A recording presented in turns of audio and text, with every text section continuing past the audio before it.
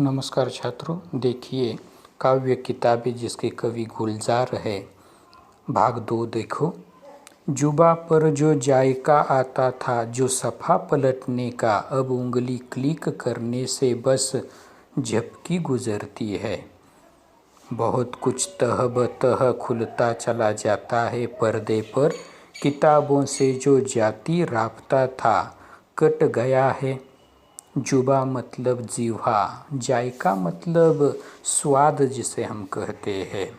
यानी कि एक ज़माना था जब हम किताबों के पन्ने पलटते थे तो अपनी जीवा पर यानी कि एक प्रकार का स्वाद उन किताबों का निर्माण होता था। नई किताबों को खोलकर हम देखते हैं तो एक प्रकार का स्वाद हमें आता है, एक खुशबू सी निर्माण होती है।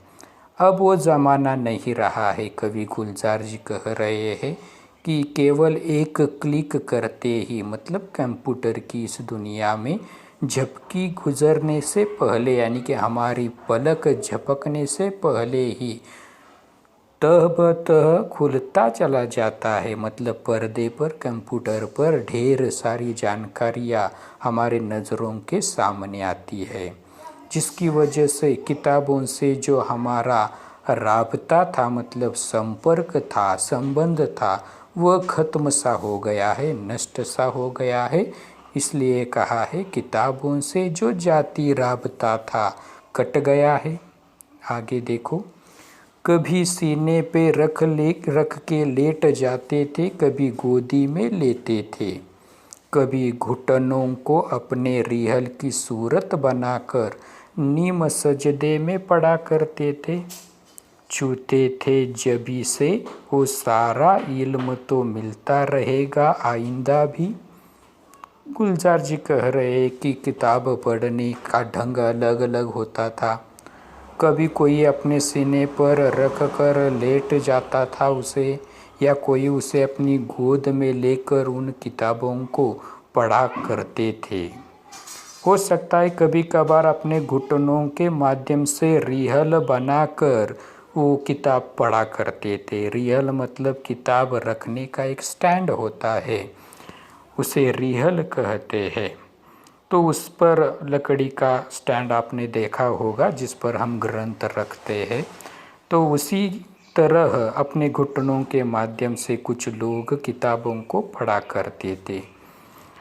अब नीम सजदे में पढ़ा करते थे, छूते थे जभी से, यानी कि आधा लेट कर नीम सजदे में, मतलब आधा लेटे हुए कुछ लोग किताबें पढ़ा करते थे।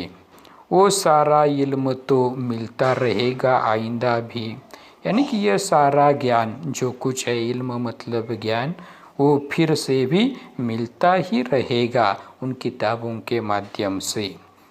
अगला परिचय देखो, मगर वो जो किताबों में मिला करते थे सूखे फूल और महके हुए रुक्के, किताबें गिरने उठाने के बहाने रिश्ते बनते थे, उनका क्या होगा?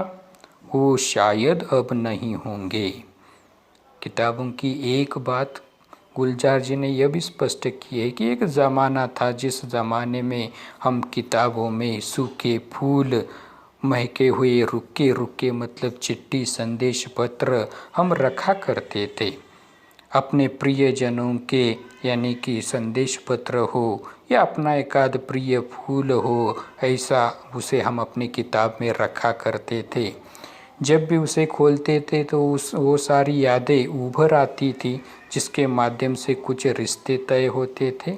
किताबें गिरने उठाने के बहाने रिश्ते बनते थे, यानी कि यह एक ज़माना था जिस ज़माने में इन किताबों को उठाने के बहाने से, गिराने के बहाने से कुछ रिश्ते निर्माण हुआ करते थे, कुछ नाते निर्माण हुआ करते थे।